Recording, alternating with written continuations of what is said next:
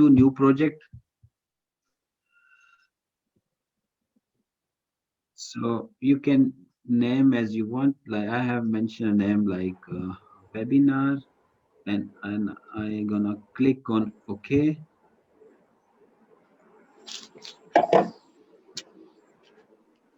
So there are a lot of files, but we can see a file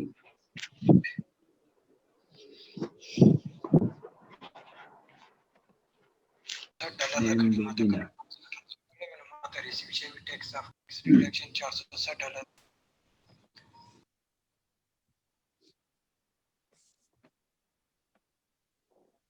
Okay, so I have created a new project with a webinar one, right? So can you see the on the left side there's a webinar one file, right? Yes. So there are two icons. One is shown like a model sort of thing, webinar one with a model, like you have a blue icon with the two yellow legs, right? On top of that, there is double click to import the data. So first you have to uh, create a project, then you have to import the data, right? The data should be in comma delimited dot csv. Mm. That is the format that SmartPLS accept. So if your data is in was in uh, SPSS, you can easily go to File, Save As, and select option of comma delimited dot csv from Save As option. And so I have already saved a file with no missing. Mm. So I just open this file. I have double click, and then I will go to the file but wherever I have placed the file. Okay, and then I'll click open. When I click open, it says you want to rename it or whatever. You can rename it or leave the name as it is, doesn't matter. Mm. Click on OK. So when we click on OK, we see straight away the data has been imported in SmartPLS. On left side, I can see the indicator, like I have a variable knowledge, I have a variable religion, I have a variable usefulness. When you code your items, make sure you code it in a way that you understand that, or someone else can easily understand it. Like I had a variable knowledge, and knowledge had four items. So I have labeled them when I was punching in SPSS. I have labeled them like KNW1, KNW2, KNW3. So I can easily recognize that ये किसका पड़ा हुआ है? these are the four items of knowledge, five items of religion, usefulness, trust, media referent, whatever the Yeah. item. So when you will import the data, this is what you will You see. get. You can see standard deviation, skewness, kurtosis. We use skewness and kurtosis to check the normality of the data. The cutoff for skewness kurtosis is plus minus 1. So you can use that criteria. We can do in SPS as well, but you have a values from here as well. You can see the normality of the data. Now, Mm. the next step is we need to build the model, Yeah. right?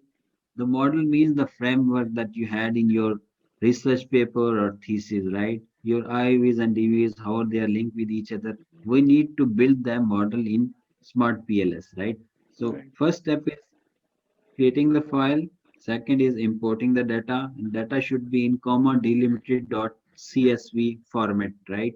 The third step is we need to build a model. To build a model, we need to click on webinar one. You can see the webinar one shows icon of model as well on the left side, right? Mm. It means that if we have to build a model, we have to click on this webinar one, right? Mm. You can see small diagram, a picture of model as well.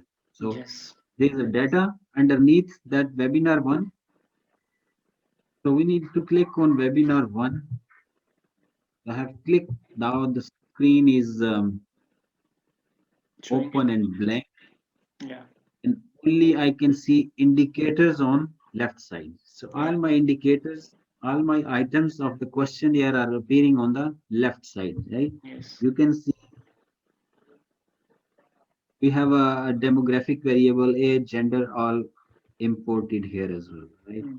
So to build the model, we have two options, right? You can build the model by clicking on this latent variable, right? You can see an option latent variable, right? If you click on this latent variable, now you have selected that latent variable. So for example, I have three IVs and one DV. So Mm. I can click one, two, three, four. I need four circle, I need four variables, right? So I have clicked on latent variable, then I have clicked four times in the space, the empty space, right? So there are four variables appearing here, right? So now I can click on select to deselect Mm. the latent variable because I have selected the latent variable option. So I have drawn the four variable, right? So I can rename, like if I click on this latent variable, keep cursor on latent variable, and if I right click, there's an option of rename. You can use any name, whatever the name of your variable was. For example, it was attitude. I have renamed it, right? So this was suppose knowledge, K and W. Mm. The second variable was religion, G.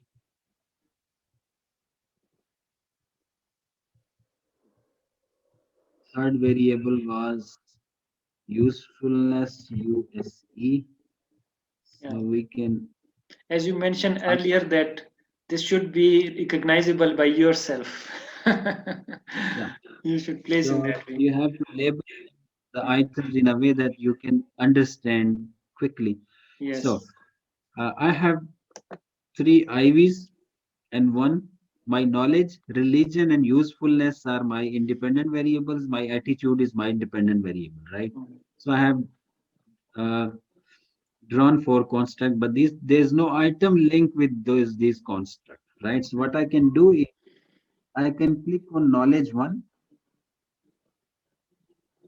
press shift knowledge one. I have pressed on shift and then I clicked on knowledge four. So four items have been selected. These four items belongs to which construct knowledge. So I can drag and drop on knowledge. Yes. I can select five items for religion and drop on religion. Yeah. And these all are I the can, items representing the constructs. yeah, Mm. these are the four items for usefulness, five for religion, and then we have attitude. So yes, I have five items for attitude. I can select, drag and drop. Yeah. It's that So we simple. can move these items to right, left, Yes. top, bottom, whatever.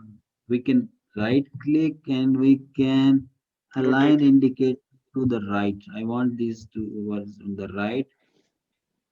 The constructs are still red. It Mm. means now we need to link, right? So we have construct, we have items. Now we need to link these variable. How we can link? We can select connect. Then I click on knowledge and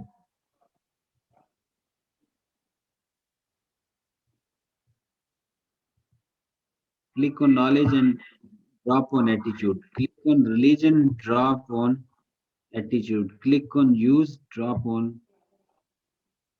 As the model will get completed, the color has changed. Can you Yeah. see? From The red to color was blue. red before, now Yeah. it has converted into blue.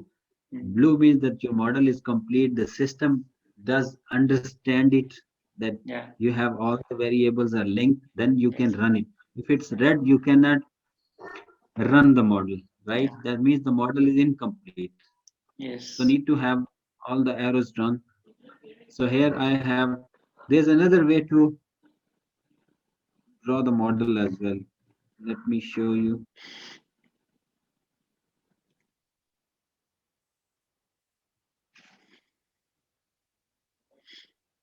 No need to draw the circle before. You can what you can do is just select the four items and drag it.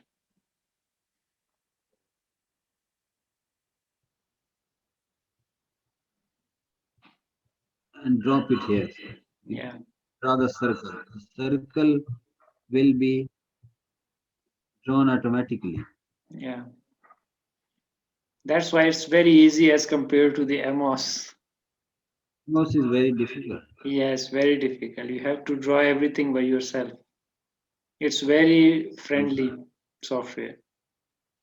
it's very user friendly and you can learn it very quickly as well. Very quickly, yeah. So this is another way. I haven't drawn the red ones before. I just simply drag and drop, right? You can select the item and simply drop. The red one circle will come automatically, right? So we can rename attitude, knowledge, K and W, RELG, religion, SC use, right? So we have drawn this. You can move the variable wherever you want. So I am linking this is the model we have completed now. So the first step was creating a new file. The second was importing the data. Mm. The third is building the model. We have built the model. Now the fourth step is the measurement model. Remember, I told you the PLS has two-step analysis. The first step is you have to do the measurement model evaluation. So now we're going to perform the measurement models. What we have to do, we go to calculate and we click on PLS algorithm. Calculate PLS algorithm. Start calculations.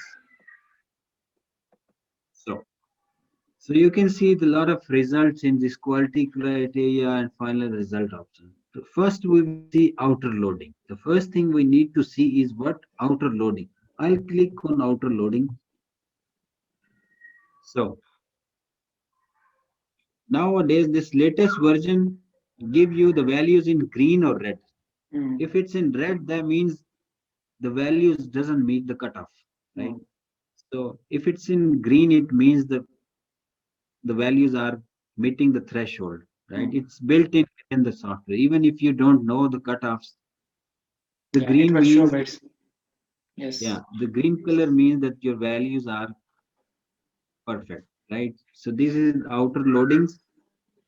Outer loading will be for each item and it should be greater than zero point 0.7, Mm. right? So all of my values are greater than zero point 0.7, so no need to do anything. Now I'll go to check construct reliability and validity. I'll click on this option. So here I can see four things: alpha, row, composite reliability, average variance extracted, right? Yeah. The first three measure the same thing: internal consistency. Mm. You can report alpha, you can report row, you can report CR, you can report all three. Or if you have to report one, you should report composite reliability, right? Mm. The cutoff for CR is greater than zero point 0.7, right? Yeah. So it will appear for all variables. I had four variables in my model: attitude, knowledge, religion, and usefulness. So the composite reliability for all the variables greater than zero point 0.7, so that's fine. AVE should be greater than zero point 0.5, that is fine as well. So we can move to the next step. We can check the discriminant validity. Yeah. So I'll click on discriminant validity. So again, we have three criteria available: corner and lacquer. If you click on cross loading, this is the second criteria. If you click on HTMT, this is the third. This is the mostly recommended nowadays. HTMT, the value, the cutoff for HTMT was less than 0.85 or 0.90. So all my values are according to the criteria. It means that my variables are distinct, different, discriminant with each other. None of the variable is overlapping. Hmm. All these variables are different theoretically as well, and we have tested them empirical as well. So we can move towards, we can check the VIF as well, collinearity. For collinearity, we have to click on inner VIF values. So you can see, I did told you that VIF will be checked for independent variables. Hmm. So we had three independent variables: knowledge, religion, usefulness, and I have a VIF value for three of my IVs, right? The cutoff is less than 3.3 or 5, or in extreme cases 10. So we have different literature available. Hmm. My values are less than 3.0, that's perfectly fine. So we have checked the measurement model Model. properties, right? So if all these are okay, we can move towards Structure model. structure model. To Yes. run the model, we have to go to the model. Otherwise, like here, there's no calculate option on my window, right? So I have to click on this, the middle one, this one. So if I can see the model, then I can run the model, right? Because when we run the algorithm, system takes to the other window, right? Like I was on algorithm window, right? So I have to come back to this webinar window again, where I can see my model. That's how we can, if I'm seeing the model, the calculate option will appear on the top, and that's where I can run it again. Now I'm doing the structure model analysis. For structure, I need to go to calculate and click on bootstrapping, right? I click on bootstrapping. So make sure you click on one tail test, right? And start calculation.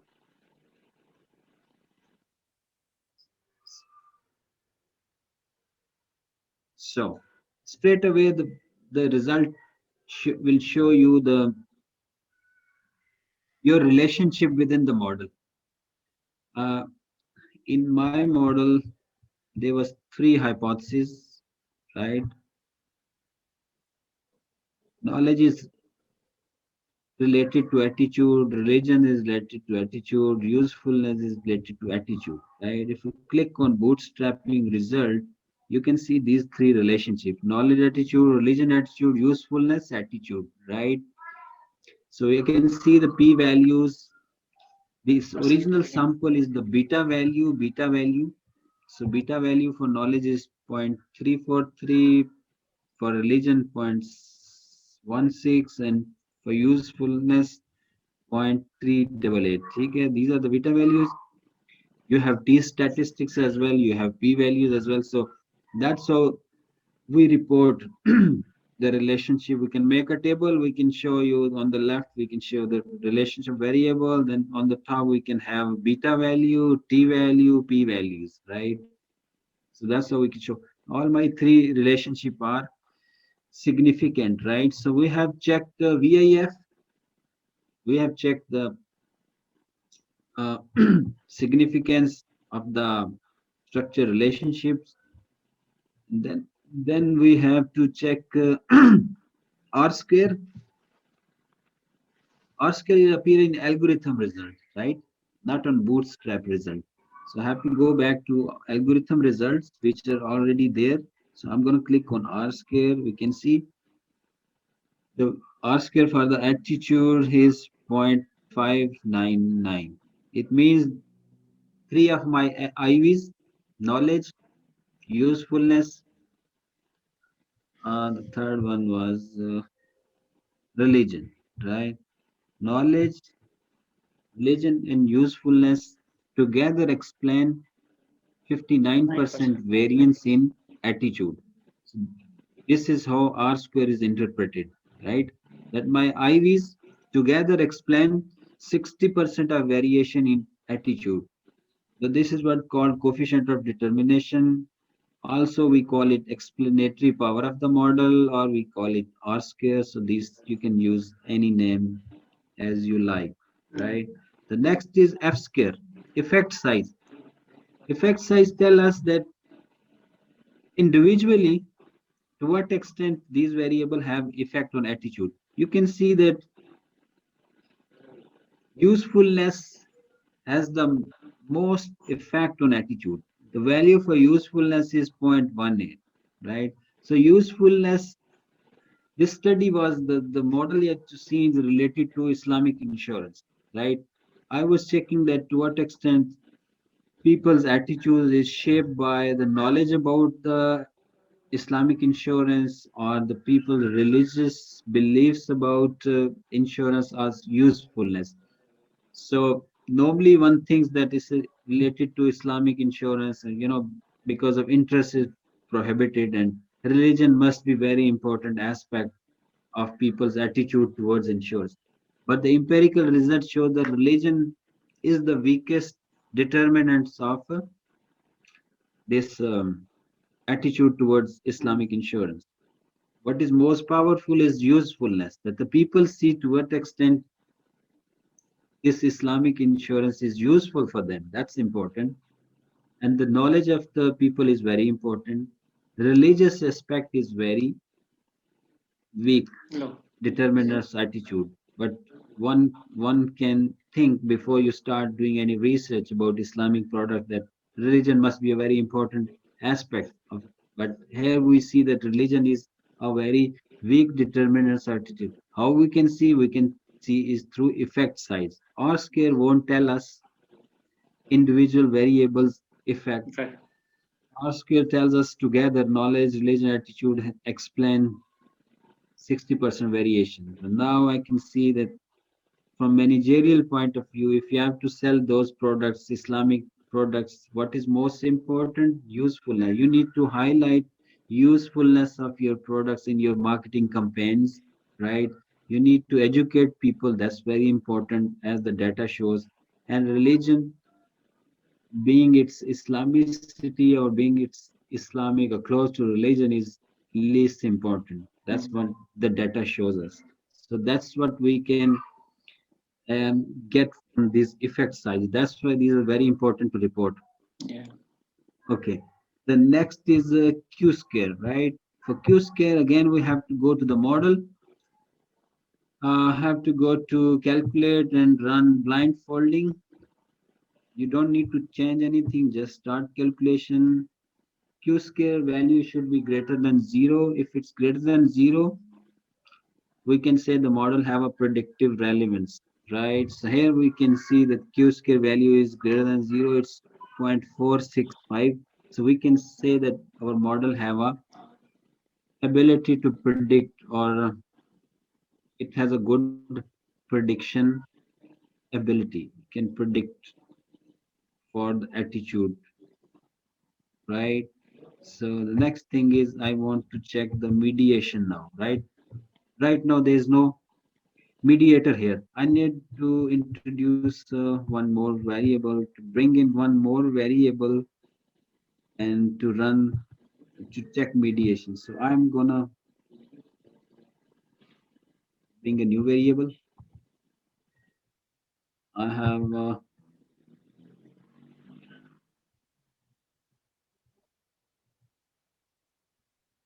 you can move these variables. So I have brought in another variable, intention, right? INT. So I have renamed it. I can move these indicators towards right, and these indicators I should move on the top. Now I need to link. I will connect, click on connect and then connect attitude and intention, right? So when we thrown another variable, the model become red. When I Yeah. link the attitude with intention, again it has converted blue. So now I can run. So Yes. now looking at the model, attitude is a mediating variable between knowledge and intention, religion and intention, usefulness intention. So this is a mediator. Attitude is a mediator between three relationships, but it has to be theoretically developed, right? Yes. Otherwise, I cannot justify that this is a mediator or whatever. Yeah. So go to calculate, click on bootstrapping. So remember, whenever we have to see a relationship between variables, mediation, moderation, we have to click on calculate and then bootstrapping, right? Bootstrapping will give you these result relationship. So I'm going to click on bootstrapping. So for mediation, we select two tail test. So I'm going to click on calculate and then I have to click on specific indirect effect. There's an option in final result, option 3, specific indirect effect. So you can see attitude was a mediator between three relationships: Mm. knowledge and intention, religion and intention, useful intentions, right? So all the three mediation have been accepted. We can say that attitude is a mediating variable between knowledge and intention, religion intention, useful and intention. This is how we check the mediation. It's very simple. It's just we have clicked on bootstrap and then specific indirect effect. That's how we can check the mediation. Yes. And now I'm gonna go do the last thing, how we check moderation. So for example, we introduce a variable gender as a moderator, right? So this is a variable gender. You can rename it.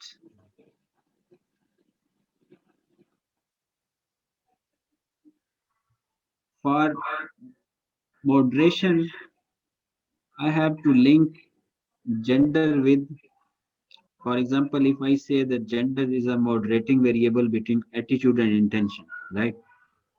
So now I will connect gender with intention, right? So I select connect and I connect gender with intention, right? Now the model again became blue, so, but we need to create a moderating Effect. term. We always call it like interaction term, right? So how we can create, first I have thrown a gender variable, then I connected the gender variable with my IV, and now I'll create a moderator. I click on intention, cursor on intention, then I right click, add moderating effect.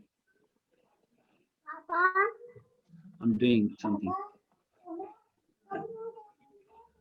Add moderating effect. Then we have to select a moderator variable. I select gender. Then we have to select independent variable. Independent variable was attitude, because I was saying that a gender moderates between attitude and intention. I have linked gender with intention.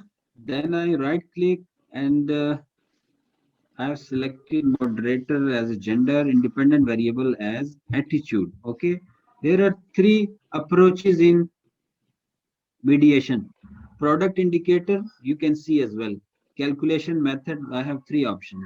Product indicator, two stage, orthogonalization. So there's a literature when you should use product, when you should use. I haven't discussed, but I'll share the slides, right? For example, we use product indicator approach. I selected that and I'm gonna press OK. So you can see a moderator has been created. If you click on that moderator, it will tell you your DV, your moderator, your IV. It's gonna tell everything, right? The, and it's also telling which method you have selected. I have selected product indicator. There are three methods, but literature says different justification was using for different method. So now I'm gonna go to calculate. I'm gonna go to again bootstrapping. For relationship between the variables, for mediation, for moderation, you have to click on bootstrapping, right? So I'm gonna click on bootstrap and go again one tail, start calculation.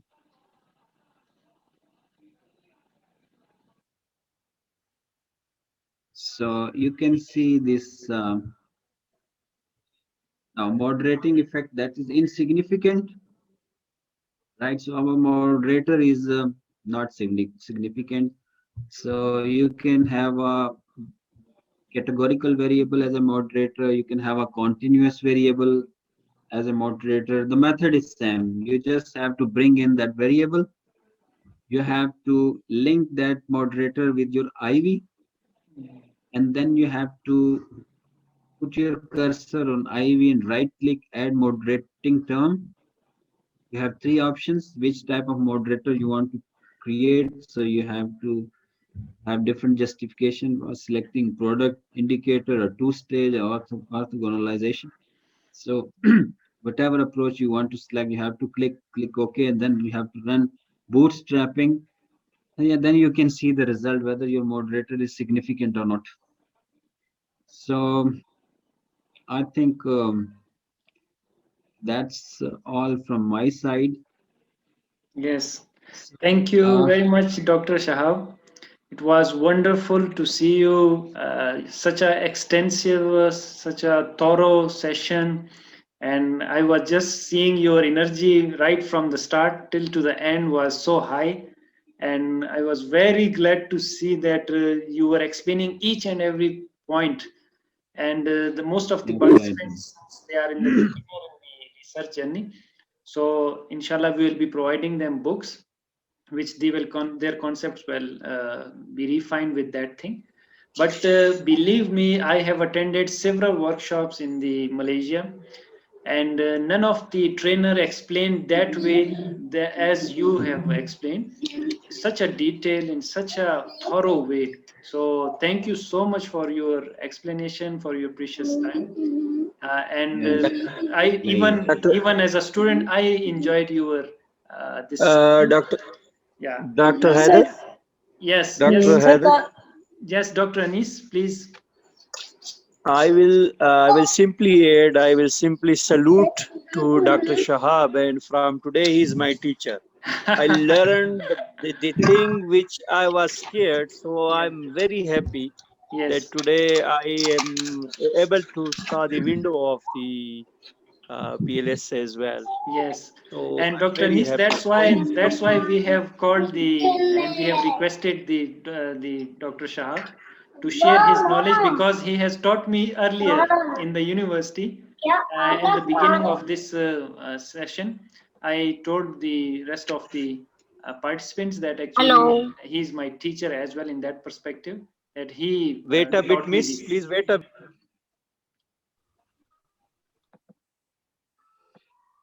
So if you can take Dr. some Nis, questions, we yeah, we can will take it in the take some next questions. session because we have less time. So all of the participants, can you join Okay, us again so that we take up the questions, right? okay, okay, Dr. Nis, you okay. can speak after this login again. Thank you.